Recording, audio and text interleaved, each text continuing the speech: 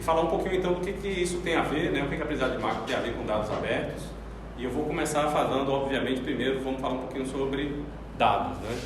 Então, obviamente, eu não vou entrar aqui no mérito, tentar vender, talvez chover no molhado com muitos de vocês, mas o que a gente está é num processo cada vez maior de digitalização para todos os fins, né? Tudo cada vez mais vai ficar digitalizado.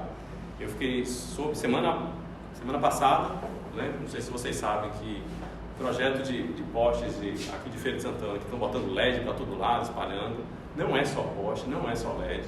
Na verdade, isso tem toda uma parte de IoT que está associado, tem um microcontrolador nos postes que consegue coletar informações de Feira de Santana, mandar para uma cloud que dizem que está lá em Israel, e a partir de lá eles montam um dashboard, eles conseguem descobrir, inclusive ajustar qualquer lâmpada de feira e botar, né, em qualquer nível. Então a quantidade de informações que circulam da própria cidade de feira, dos postes de Feira de Santana, já estão também na internet. O nosso dilema agora é discutir isso. É muito pouco para IoT, é muito pouco para Smart City, né? A gente precisa avançar também em outras temáticas para a cidade, né? Então, de todas as formas, a gente está passando por uma era que cada vez mais a gente vai acumular dados, seja dados de empresas, dados das pessoas, dados sobre o planeta, dados sobre o universo, né? A gente também tem algumas parcerias lá na universidade com o pessoal da área de astronomia, que está botando telescópio e pegando informação também do universo e trazendo aqui para o planeta Terra, né? Essa transformação não é necessariamente sobre a evolução do dispositivo em si, mas existe um desafio gigantesco de integrar esses dados, de fazer uso desses dados e, obviamente, gerar coerência entre esses dados. Então, a gente pode ver, né, inclusive, semana passada, a gente estava com um evento aqui na quarta-feira, que era o Inova UFs, né, e uma das empresas estava fazendo pitch aqui nas incubadas, né, o lance que apareceu era: você precisa criar valor a partir dos dados. É nos dados que você vai encontrar dinheiro, é no dado que está a oportunidade da tua startup, né? Joga fora isso e tenta vender o lado de cá. Então essa coisa do dado virar produto, né? O dado como diferencial e principalmente isso daqui, né? Parece ser a grande vedete, né?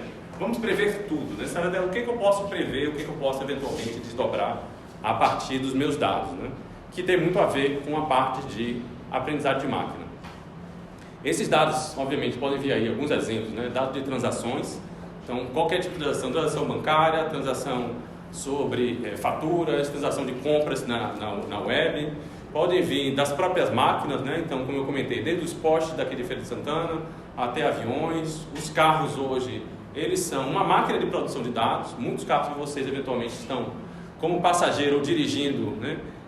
Não sei se vocês têm noção plena do quanto de dados eles são coletados e enviados para os fabricantes sem que vocês saibam, né? Então os fabricantes hoje conseguem fazer monitoramento remoto de muitos dos carros que estão rodando aí nas ruas, né? Obviamente, em geral, são informações de diagnóstico, informações sobre o que está acontecendo no carro, para inclusive eles anteciparem possíveis problemas, possíveis falhas, né? Mas esses carros estão espalhados de sensores coletando dados o tempo todo.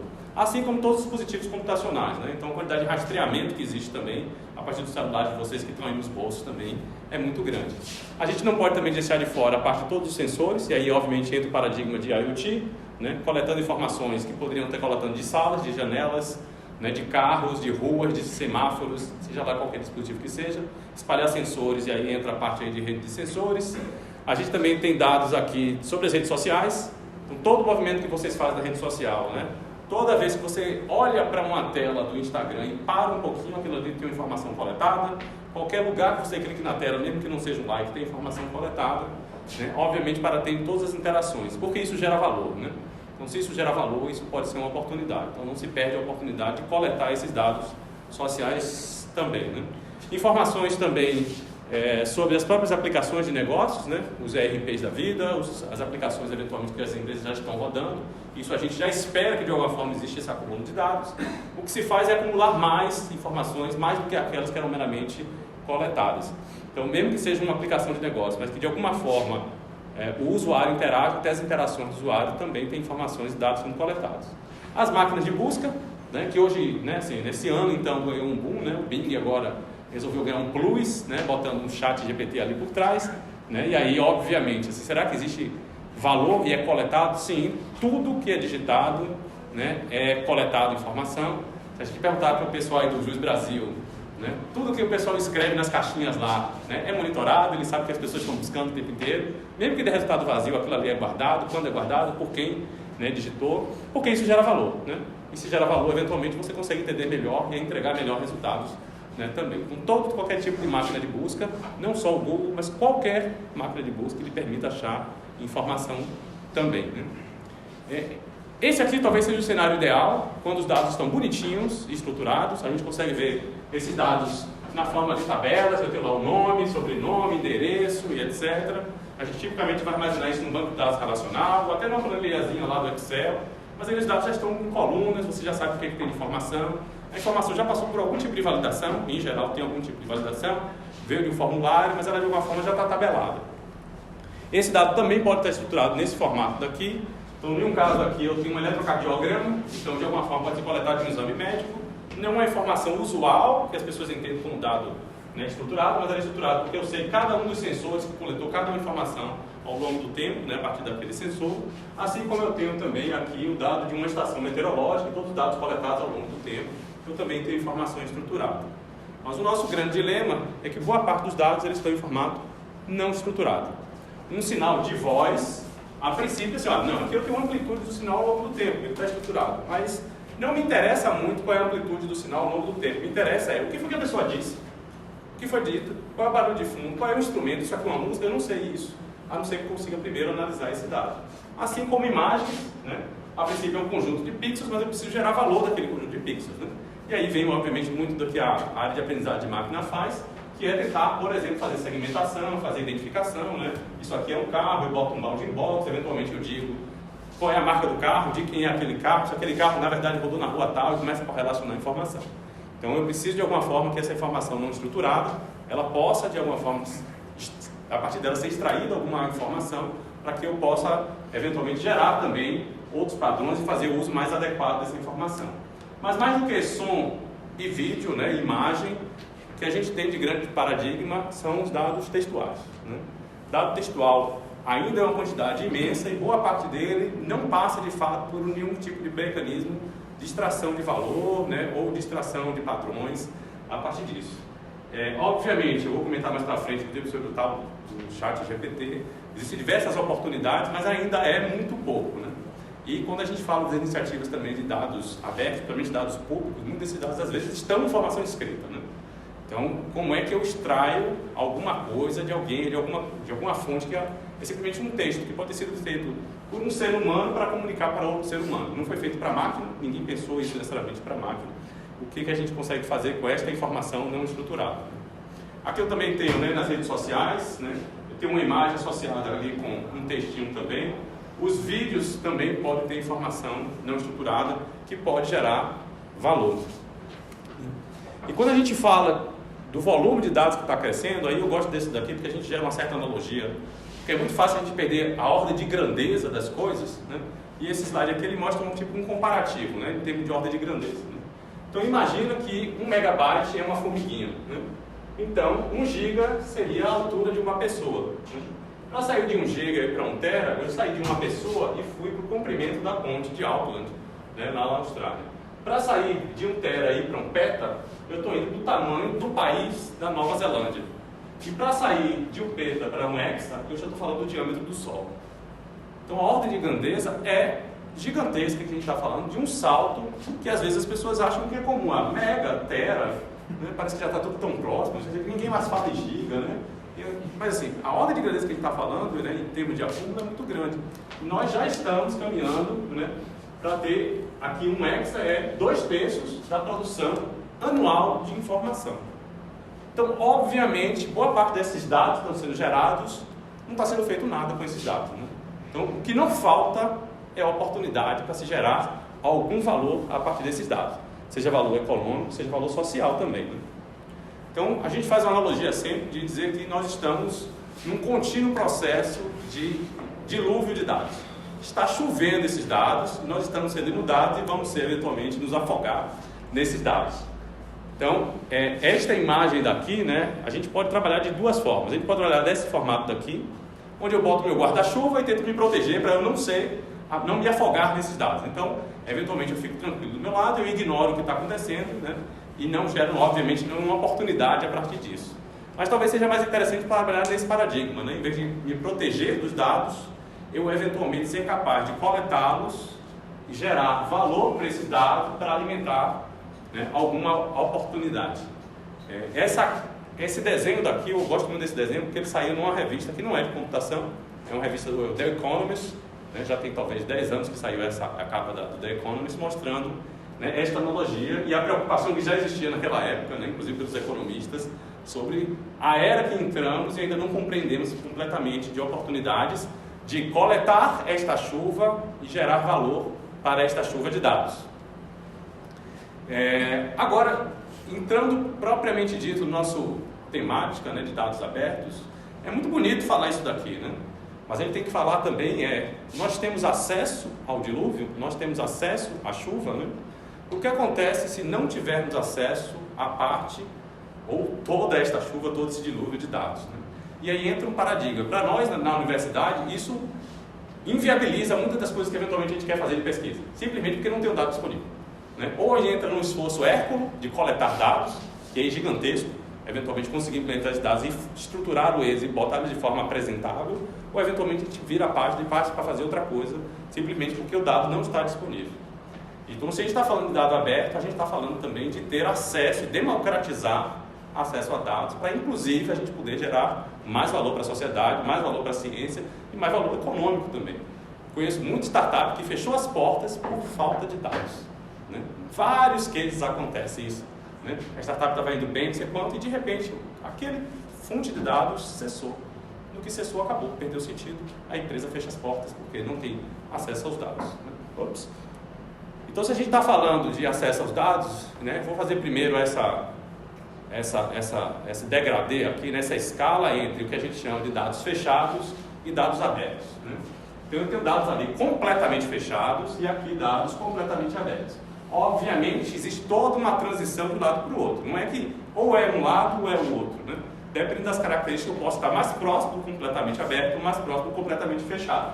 O completamente fechado, eventualmente, os dados, né, está disponível somente para um conjunto, né, de indivíduos ou de organizações, só eles têm acesso, é proibido para todos os demais, né? Os dados podem não estar em formatos que podem ser rapidamente recuperados e processados por computadores. Alguém disponibilizou o dado, mas disponibiliza num PDF. E no PDF com a imagem do PDF. Assim, mas por que alguém não me disponibiliza no formato original? Mas tem um negócio tosco que não foi feito para a máquina ler, né? Não só os ministérios de saúde, né? Boa parte do poder público acha que não importa o formato do dado, né? E isso gera uma dificuldade enorme. Ele pode ser oferecido, mas somente se você pagar. Você tem que botar dinheiro se você quiser ter acesso, né? Qualquer tentativa de reutilizar, republicar ou distribuir esses dados é proibido. Ou seja, você pode até ter acesso. Você pagou, teve acesso, entrou no clube, mas é proibido para você tentar redistribuir, reutilizar ou repassar para qualquer pessoa. Então, obviamente, né, entra nesse cenário do fechado. E do lado aberto todo mundo tem acesso, né? Seria um mundo talvez ideal para muitos dos cenários, né? O acesso está em formato que pode ser rapidamente obtido, né, recuperado e processado, sem custo e com direitos ilimitados de redistribuição e reuso. Obviamente, né, quando a gente fala disso, eu não estou dizendo que tudo tem que ser aberto, né? Porque também tem algumas coisas que não vai fazer sentido ser aberto, né? Algumas informações, por exemplo, suas informações pessoais, você gostaria que fossem abertas? Né? Todo mundo pudesse ter acesso ao seu imposto de renda, seu CPF, suas informações bancárias, as suas informações de saúde? Não. Então, obviamente, não é isso que nós estamos falando, né? Então, temos que imaginar que, na verdade, existem diversos pontos aqui, e mais do que falar aberto e fechado, é dizer que algumas coisas podem ser compartilhadas, né? Por exemplo, dados de pesquisa médica, né? Meu prontuário médico, eventualmente, aí eu quero ter controle sobre ele e eu quero distribuir e compartilhar somente com aqueles que autorizar. O meu médico, o hospital que eu vou fazer o internamento, em vez de carregar os exames debaixo do braço, né, numa sacolinha para poder alguém ver, por que eu não posso ter isso? E eu autorizar e tirar a autorização de acesso daqueles que me interessam, né, dessa informação. Informações de venda, né, muitas empresas não vão abrir essa informação porque é informação estratégica, né? É o tipo de informação que normalmente a empresa vai deixar em sigilo. Mas do outro lado, por exemplo, né, e aí Diego vai lembrar disso daqui, né, cadê ele? Saiu. Que é a tabela dos ônibus, né, assim, os horários dos ônibus, né? Assim, por que não democratizar que as pessoas saibam quando é que o ônibus chega no ponto, né? Então é uma informação que interessa a população, né? A informação pública, né? De acesso público, né? Então, aqui desde um Twitter, que obviamente oferece uma API para você obter informações e os tweets que estão sendo postados, até informações eventualmente governamentais, que poderiam ser informações que poderiam estar no formato aberto também. Ops. E aí, se a gente está falando de dados abertos, eu trago uma definição aqui já clássica aí do Open Data Book, né? Se a gente está falando de dados abertos, estou falando de dados que podem ser livremente utilizados, primeiro paradigma, eu posso ser livre para usar, eu posso ser livre para reutilizar, de um outro formato, de outro jeito que eu queira, e eu posso redistribuir ele também, né? Para qualquer pessoa, ou seja, eu não restringo o público. Se eu abro, algumas pessoas podem usar, reutilizar e redistribuir, mas não é todo mundo, não é dado aberto também. Com a exigência, né, que eu posso fazer no máximo de atribuição de fonte e compartilhamento pelas mesmas regras. Né? Ou seja, assim, olha, eu vou distribuir, mas você tem que dizer que você obteve o dado comigo. Justo, mais do que justo, é dizer que você é o responsável por esse dado. Né? E eventualmente eu posso dizer, se você quer redistribuir, você tem que redistribuir com a mesma licença. Né? E no paradigma aí do open source também. Então, esse tipo de formato de distribuição de dados, ele vai trazer diversos benefícios, eventualmente, para a gente, né? Sobre quem acessa os dados e se, de fato, se todo mundo puder acessar mais dados, a possibilidade de gerar mais valor para mais pessoas e para maior segmento é maior também, né? Quando a gente está falando agora da área de ciência de dados e aprendizagem de máquina, o que a gente está tentando fazer é ter acesso, primeiro, a essa duna de areia, né? Mas eu preciso primeiro ter acesso a essa duna de areia para, a partir dela, descobrir cadê o diamante bruto para poder lapidar ele e entregar como proposta de valor.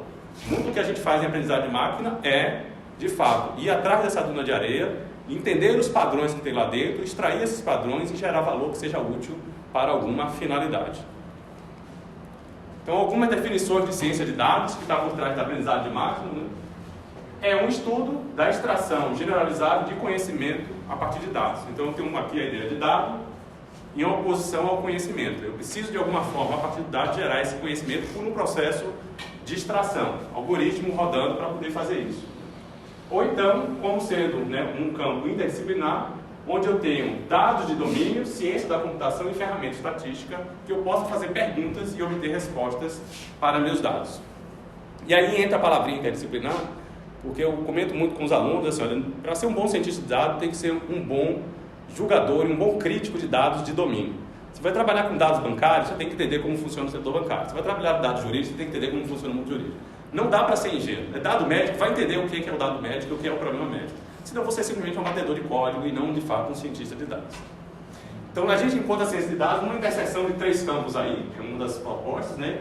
A ciência da computação, a pessoa da matemática e da estatística, que vai usar muito na sumarização e organização de dados, né? E do outro lado aqui, conhecimento e domínio, conhecimento do negócio. Eu tenho que entender de onde vem esses dados, para que eles servem, e inclusive responder a pergunta, o que gera valor.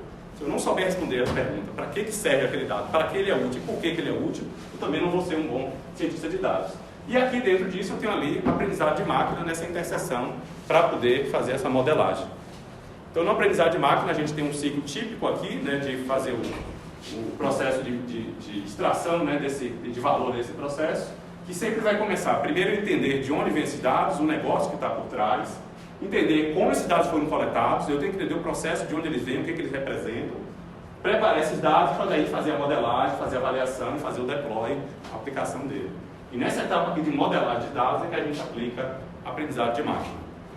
Então, se eu estou falando de aprendizagem de máquina, né, eu estou falando de algoritmos que, de alguma forma, eles se aprimoram de forma automática a partir da experiência.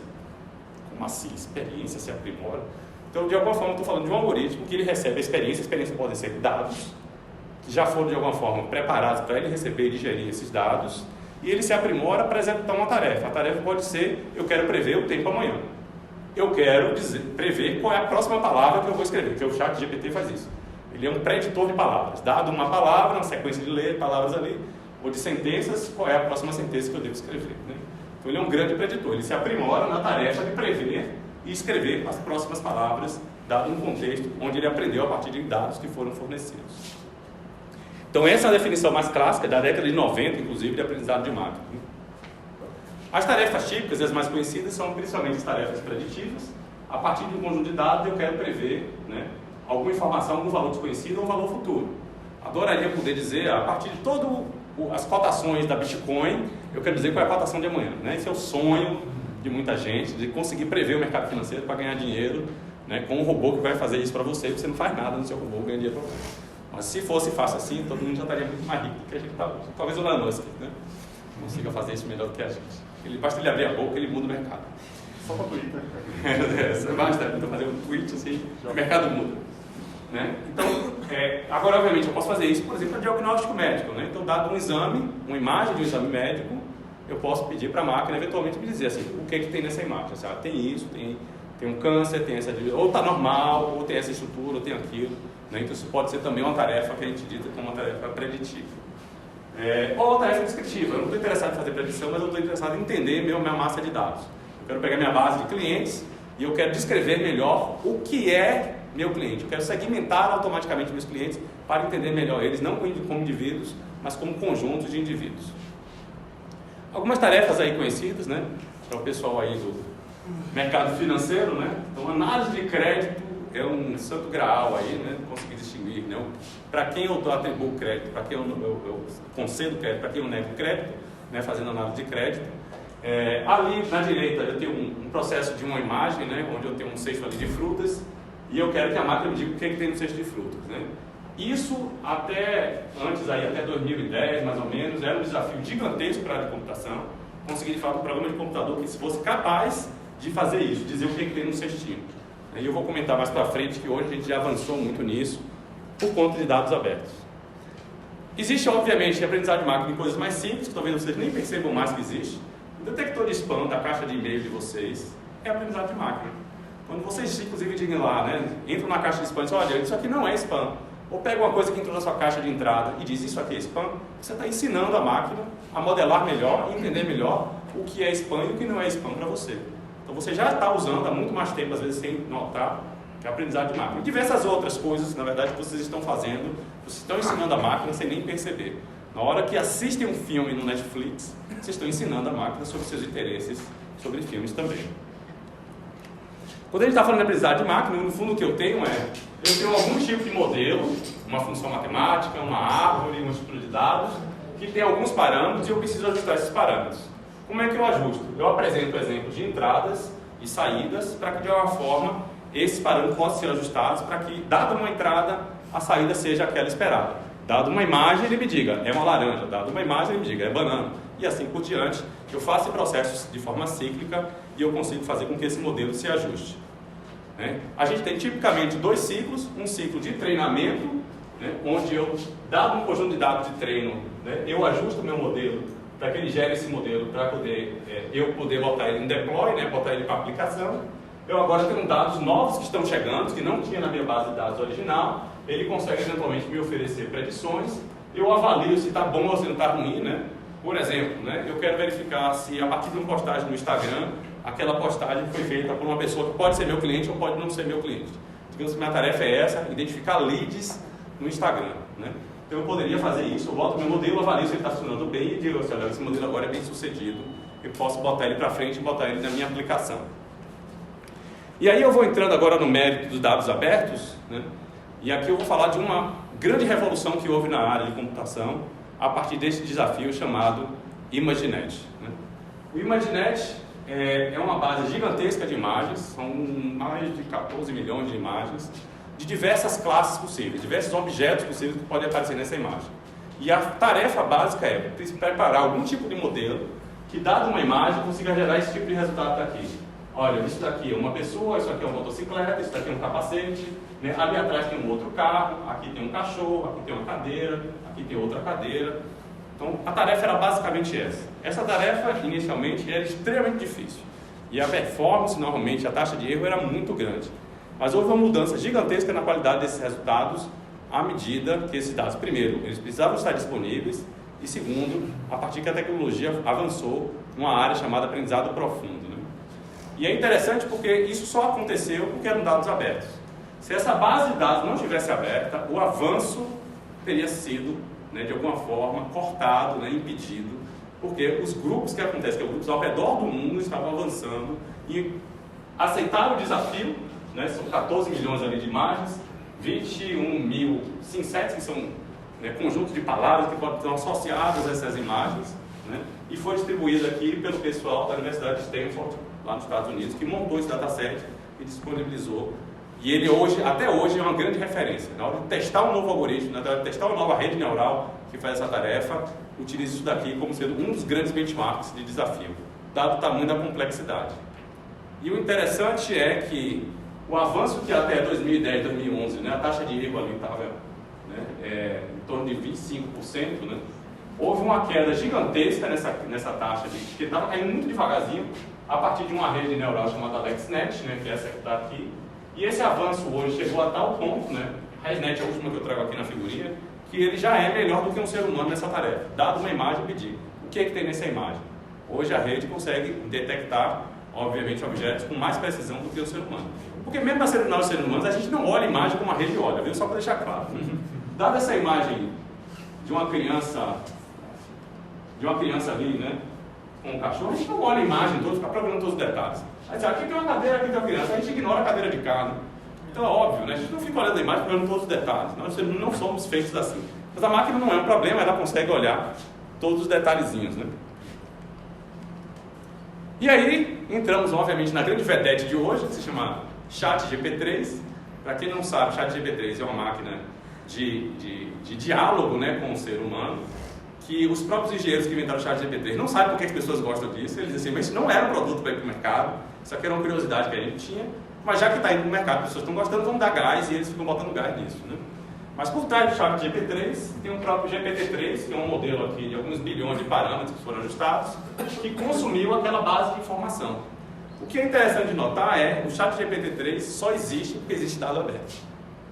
O primeiro dado aberto que ele fez é o Common Crawl, né, que é uma iniciativa de uma ONG, uma instituição sem fins lucrativos, que coleta dados da internet inteira, monta um dataset gigantesco e disponibiliza. Se vocês quiserem baixar hoje, vocês conseguem baixar esse dataset. O próprio Google tem espelho e disponibiliza isso também. O segundo fonte de dados depois do Common Crawl é o AppText 2, que na verdade eles fizeram um processo. Eles olharam o fórum do Reddit e começaram a olhar todas as postagens do Reddit que tinham, acho que mais do que nota 3, né, para aquela postagem em si. Eles admitem que isso é algum tipo de crivo de qualidade. Se a nota estava acima de 3, né, então de alguma forma aquilo deve ser relevante. Eles vão lá, navegam no link e coletam a informação. A iniciativa original, então, apesar de ser um dataset fechado da OpenAI, no fundo a informação está na internet, a informação aberta. O que eles fizeram só foi qualificar essa fonte. Livros, né, e a Wikipedia, que também é outra fonte aberta, né? Uma fonte também baseada no paradigma de conhecimento aberto. Isso é o que o ChatGPT-3 consome para poder gerar as respostas dele. Então, se não fosse por dado aberto, não existiria também nem a OpenAI. Apesar da OpenAI, obviamente, ela é meio malévola, porque ela iniciou com uma proposta de ser aberta e depois ela resolveu ser fechada, porque ele sempre estava dando prejuízo e precisava de mais dinheiro, né? E aí eles resolveram fechar. E aí estão cobrando agora por isso. Vamos. E para poder terminar, aí eu peço desculpa, João, porque eu não trouxe os seus exemplos, só trouxe os meus exemplos. Do que a gente anda fazendo com dados, né, de todo tipo, principalmente dados abertos também, né? Só para exemplificar um pouco o que a gente consegue fazer localmente, né? Ah, filho, esse negócio está doido aqui, passando. Tecnologia. Não pode, tem que ter paciência. Pronto. É o controle. Primeiro, isso aqui é uma experiência que a gente teve com um aluno que eu orientei. Ele fez uma coleta de imagens de pessoas daqui de Feira de Santana fazendo gesto de Libras, do Instituto de Cegos, né, fazendo gesto de Libras. Ele fotografou a mão, montou um dataset e depois a gente gerou uma rede neural que consegue dizer que gesto é aquele. Então, dado o gesto, a foto do gesto, ele consegue dizer. Isso é aberto? E aí que entra o negócio. A gente imaginava que a grande contribuição era o quê? É a rede neural que você treina em 2 camadas, um negócio super bacana. As pessoas querem os dados. Elas não estavam tão interessadas na rede neural. O que a gente fez foi, a gente tipo assim, vamos botar na internet. A gente bota na página do laboratório, está disponível. As pessoas, começa a ser citado o artigo, né, da gente, só porque eu botei lá o pedido. Se você for utilizar esses dados, por favor, cite esse artigo. Né? E aí as pessoas dão crédito para a gente isso. A gente disponibilizou aberto, porque eu já tive o feeling, olha, por causa da dificuldade do trabalho dele, do trabalho que ele teve de coleta, que outras pessoas iam ter a mesma dificuldade. Então, por que não disponibilizar para outras pessoas também fazerem o mesmo? Né? Esse segundo caso aí, de predição de mortalidade de UTI, nosso desejo inicial era pegar dados do Clédson Andrade, né, mas descobriram que, em parte, as pessoas não queriam conversar com a gente. E segundo, é que muita coisa é em papel e caneta. Assim, esquece isso, que ninguém vai digitar esse negócio, esses trotuários de papel e caneta e esses dados. Então, a gente foi atrás de uma base chamada Mimic, que foi organizada pelo MIT a partir de dados de um hospital americano, coletado por muitos anos, toda anonimizada. Então, eles tentam desidentificar quem são os pacientes e está livre para o mundo inteiro usar. Né? Então, chega ao ponto, inclusive, do Albert Einstein, quando lançou um desafio de um datatom, né? Em vez de usar os dados do próprio Albert Einstein, eles pegaram esses dados daqui e botaram no datatom brasileiro. É um desafio para cientistas de dados, né, trabalharem também. Aqui é um case, né, nosso que a gente relatou, inclusive, no Open Data Day, que foi sobre o portal GeoCovid, que a gente gerou aqui na UFES, que tinha por trás toda uma parte de coleta de informação, que graças a Deus existe essa empresa, essa iniciativa chamada Brasil.io, né, que também trabalha na mesma pegada de disponibilizar dados abertos, e tem um pessoal voluntário que ficava acessando os boletins estaduais em PDF, desgraçados, fora de formato, às vezes com informação errada, e o pessoal lia os negócios, olhava o nome da cidade, que era estar escrito errado, e ele digitava numa planilha Diego. Boa, Diego, você me bloqueou. Tá sem a bateria aqui, pô. Tá sem a tomada. Ah, tá. O que desligou? É o time. A pergunta é o que é predição de mortalidade? Depois eu ajeito isso. Para quem não trabalha em terapia intensiva, obviamente, não espero que ninguém aprenda em terapia intensiva, eu tive que aprender isso também. Né? Uma das coisas que se faz é, assim como o paciente é admitido na UTI, os médicos, né, já tem um protocolo definido, o mais popular chama Apache, na versão 3, que dados de admissão daquele paciente, dados de idade, de pressão, de exames eventualmente que ele possa ter coletado, se gera um score de gravidade, para dizer se aquele paciente está no estado mais grave ou não. A partir de um certo ponto, você pode inclusive dizer se aquele paciente, na verdade, ele vai vir a óbito. Né? A partir de um certo ponto de corte limiar. O que a gente fez é, a gente pega todos os dados de admissão das primeiras 24 horas do paciente e, a partir disso, tenta predizer se o paciente vai falecer ou não vai falecer. Já pode tirar do Não, na verdade, assim, o interessante é justamente o contrário. Em muitos casos, as UTIs têm recursos limitados. O recurso limitado, às vezes, é o profissional, são os equipamentos, é o acesso ao laboratório. Então, na verdade, ele é utilizado pelo processo inverso. Se eu sei que o paciente tem uma alta chance de mortalidade, eu vou alocar mais recursos para aumentar a taxa de sobrevivência dele. Qual é o grande dilema disso? É que isso é feito, em geral, o score ele foi definido, né, na literatura científica, a partir de dados que, obviamente, não tem nada a ver com o Brasil. E aí a grande pergunta é, será que o score que foi feito para uma UTI lá da Inglaterra serve para o Brasil? Para um hospital público, para um hospital privado? Tem alguma coisa errada nisso. E a gente queria fazer isso de forma automatizada para que qualquer hospital pudesse. Eu quero gerar meu próprio score a partir do meu histórico. Ou até para descobrir que a mortalidade está fora dos parâmetros. Eu preciso, na verdade, melhorar a infraestrutura para que eu baixe, né, a mortalidade. Então a ideia, obviamente, aqui era tentar de alguma forma auxiliar, né, nessa parte de geração automática desse score, em vez de fazer toda a análise estatística que eles fazem manualmente, e normalmente monovariado. A gente consegue fazer isso multivariado. Então esse caso aí do portal GeoCovid foi bem legal. Né? Primeiro porque houve uma dificuldade enorme, apareceu uma massa de voluntários para digitar essas informações. Não sei se a tela vai apagar de novo ou não vai. Né? E graças a Deus, em algum momento, também o Ministério da Saúde, né, bem que por pressão da própria sociedade, teve que abrir os dados.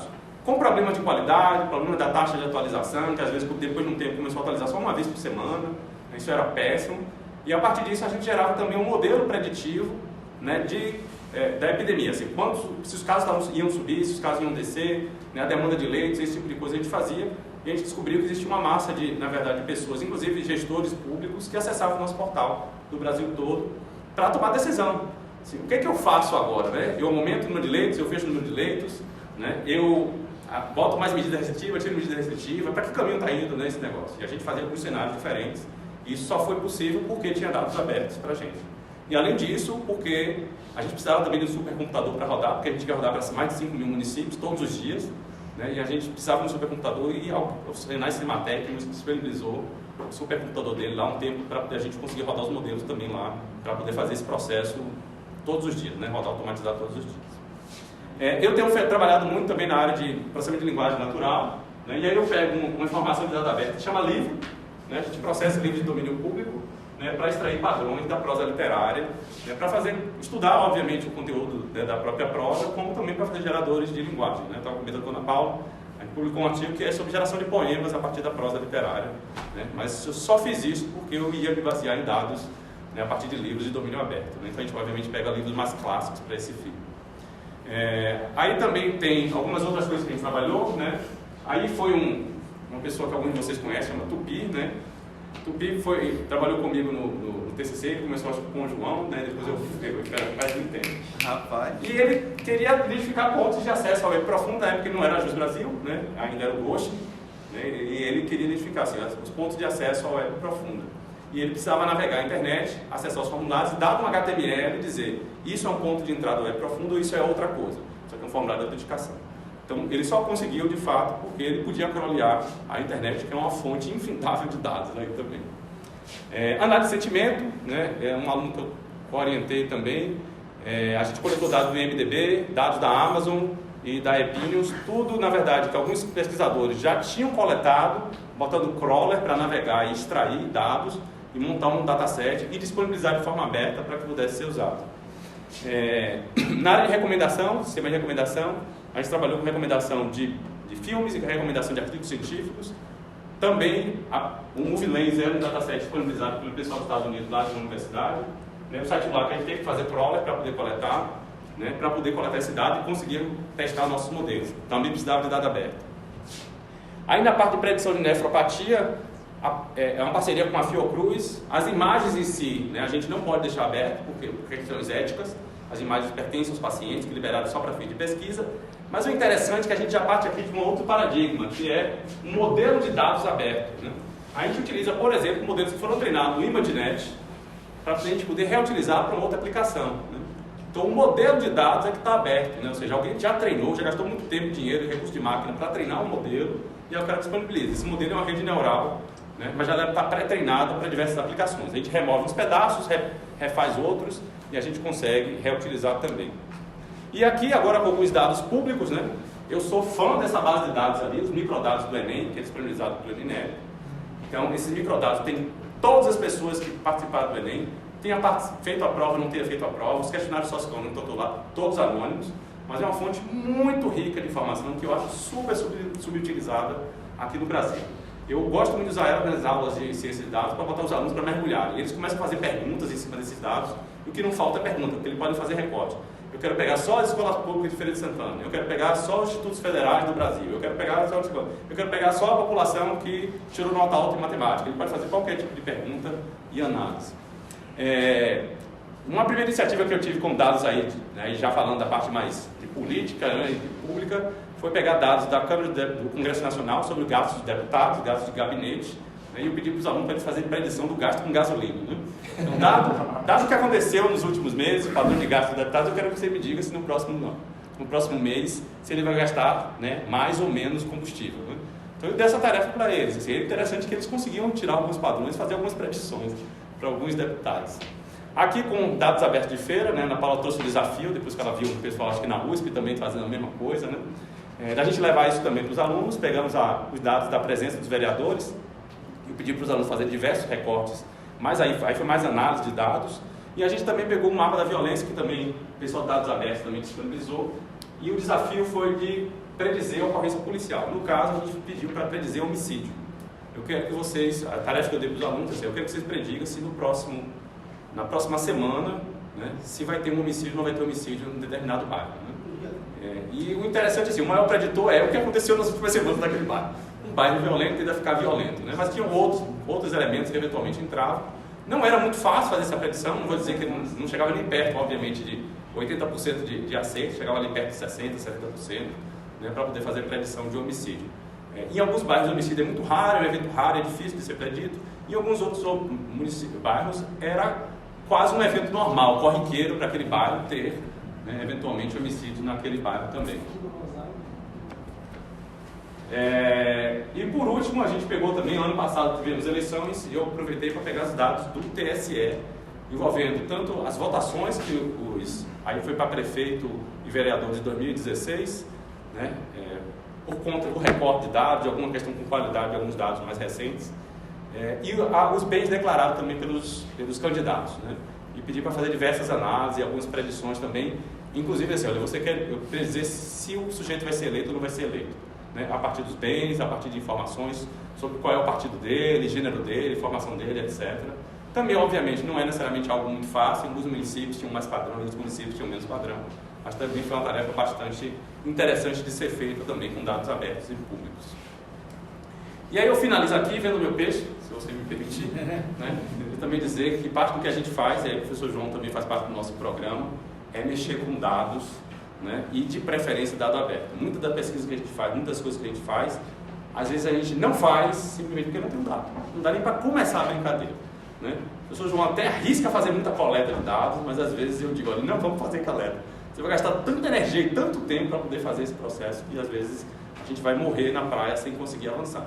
Então, quando o dado está aberto, a gente avança muito rápido, consegue fazer muita coisa. E isso não é uma questão só nossa, não é só feira, né? Na verdade é a ciência e a tecnologia como um todo. Só pode ser feito porque alguém lá atrás resolveu disponibilizar um dataset. Obrigado, gente.